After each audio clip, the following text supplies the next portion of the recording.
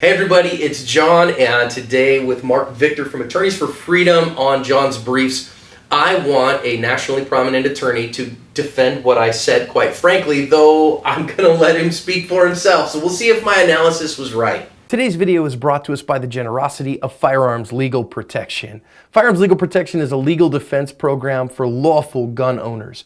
You win the fight, and they will help you win the fight after the fight for the rest of your life. There's a link in the description for a coupon code for a discount for all active self-protection watchers. So the video that we're talking about, you make sure that you go watch it, was one out of Brooklyn on the subway. Mark, you and I just watched it again, where a woman walks up, we don't know what their argument is, and she pepper sprays her from behind. It didn't look like it diminished her too much to me. She wasn't pawing at her face and those things. And so that gal then takes a couple steps back, pulls a knife out of her purse, and then goes after that gal. They have a pretty involved, entangled fight, and the woman with the knife gets several fatal stabs on her, and she dies in that video. She dies off camera. A bunch of people in the comments took me to task. And well, to be clear, I didn't see what you said. I haven't seen your video, so... We saw the raw, but we didn't see the analysis, I didn't right? see what you said, so I'm not sure exactly. I can tell you what I think about it, but I haven't necessarily seen what you've said about the video. So, in your...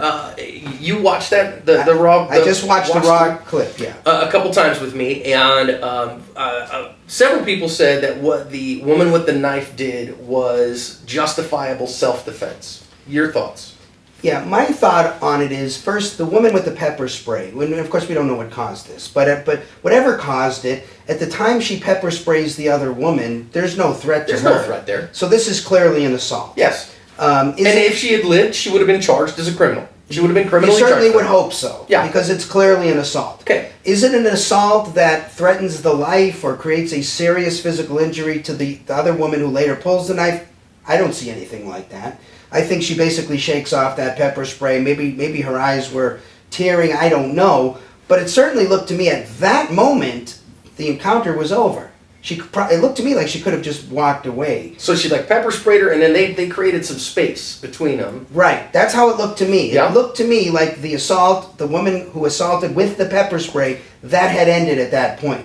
Now, if that's true, there is no justification for anything at that point, because there's no imminent threat at that moment. It's over. If you continue to go after the woman with the pepper, if you start going after her, at this point you're talking street justice, you're talking vengeance, and our law doesn't provide for that. What our law says is at this moment, the assault is, the police take over, they investigate it, they look at the video, they charge this woman. She has an opportunity to call her witnesses, and she gets a fair trial, but at the end, just looking at the video, to me, it looks like she committed an assault. It's probably a misdemeanor assault, depending on the jurisdiction and how, in Arizona, they may charge that even as a felony assault because a dangerous instrument is being used, maybe the pepper spray or something like that. So possibly an ag assault, but it's over at that point. For this lady to then pull out the knife and then charge at the woman who just committed the assault, to me, looks completely unjustified. So that is, at the very least, looks to me like aggravated assault.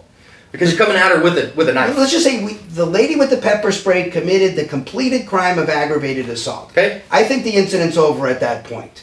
Even if it's not over at that point, to pull out a knife and to now respond to an assault that is not threatening death or serious physical injury, to now start with deadly physical force, which is the knife. People, just because a gun's not used doesn't mean you're not using deadly physical force. And indeed, this did cause a death, so it clearly was deadly physical force. For her to now charge, even if she was justified in defending herself, I think it's absolutely clear she used too much force. Without more, right? So if the woman had maybe even charged her...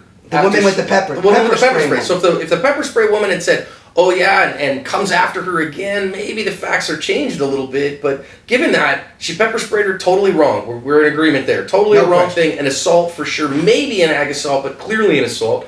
And then they have the standoff second, and that second matters. She pulls a knife and then charges in. That's an aggressive action. No question in my mind on that. And so she's definitely going to be charged. Even if the woman didn't die, she gets charged with aggravated assault, the more serious crime, because she's using deadly physical force, and she's charging. If she just pulls out the knife and stands there and says, leave me alone, maybe she's okay, and then walks away, with the knife and backs away and says, leave me alone, maybe she's okay. Maybe she doesn't get charged in that part. I think even at that moment, you could still be charged just by pulling out the knife, because now you're threatening deadly physical force. I think that's a closer call, but I think she clearly should have walked away. When she then charges with the knife, to me, that's going to be either a second-degree murder or a manslaughter, or probably not a negligent homicide. I think it's going to be either a manslaughter or a second-degree murder. They ended up charging her with manslaughter, and she's currently fighting that. So, to me, it looks like this is what we call this doctrine of proportionality, right? That you're only allowed to use the proportionate amount of force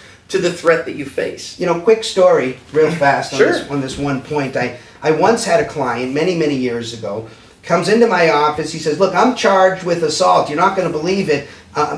I'm dating this woman who is the ex-girlfriend of this fellow. And this guy's leaving angry messages on my machine. You better not be dating her. I'm upset with you. Shows up at my guy's front door to start a fight. They get into a fight and my guy gets charged. I couldn't believe the story, right? So Wow. I charge down to the courthouse. I meet with the prosecutor. I said, do you understand what happened here? My guy is the guy, he's the victim. He was at home, and your guy, who you're calling the victim, shows up at my guy's front door and starts a fight after leaving angry messages and this and that. He says, Mark, have we shown you the pictures yet? I said, no, we haven't even had discovery, haven't seen the pictures. Let me show you the pictures. He puts the pictures down. Boy, my guy won the fight. He really won the fight, because the other guy was a big bloody mess on the front yard. I mean, he pulverized this guy, and I don't want to say left him for dead, but there was a big mess. The prosecutor, I think very correctly said, I thought about dismissing it here and refiling charges against your guy for aggravated assault because of It went too far. Went too far. Yeah, it's not carte blanche. Just because you're justified in using self-defense doesn't mean you can do whatever you want. We say it in almost every video.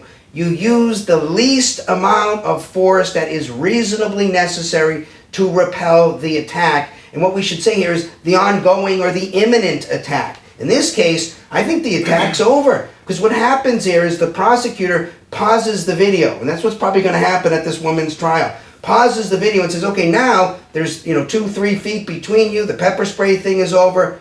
You could have just walked away. She's not continuing to pepper spray. She's not advancing. You're the one who advances on this person. I think it's going to be tough sledding for her at that trial.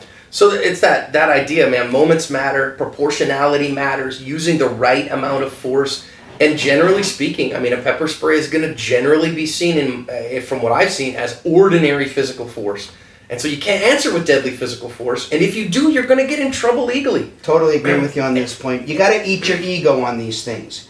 You can't just say, hey, this person attacked me, I'll show them. You just got to say, look, this is something happened. We'll deal with it in court later. If I can get away and exit safely, I'm going to. Even in a place where you're not required to retreat. That's what the smart people do. Yeah. If you can retreat safely, Do it. do it. Do it. Well, and I think, in our culture, I think there's one of the things that I've really learned from you, Mark, is separating the moral and the legal, right? So we're not talking about moral law here. We're talking about legal law and what the courts say and what the law says. And so we might say, listen, some people do need a butt whooping.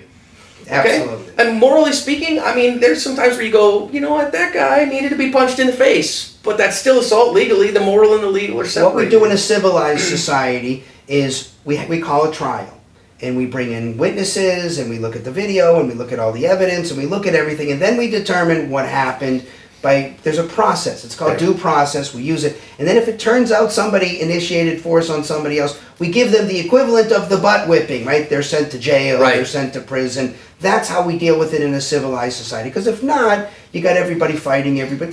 Who wants to live in a society like that? So the laws are set up to try to say, look, you don't get to initiate force. You can defend yourself if somebody else is initiating force, but if the issue is past, if it's already over, we deal with it in court, not on the street. So, okay. So many people argued with the YouTube idiot about whether or not this was justified self-defense. Now you can argue with the guy who is admitted to the bar of the Supreme Court of the United States of America, and you can argue with him. Well, look, I think the proof is in the pudding here. You said she did indeed get charged with manslaughter. We'll see if she gets convicted. Yeah, that's it. But just getting charged, right? Maybe you should have done it differently. Yeah, and obviously I think the prosecutor, when they're bringing charges, they're pretty sure they can get them to stick if they're going to bring them, hopefully, and so... And I can tell you, anybody who's been charged and who's gone through that, even people who go all the way through the trial and get a not guilty at the end, they don't feel like they won. They've been punished by the process for sure. Absolutely. So, You want to avoid the prosecution.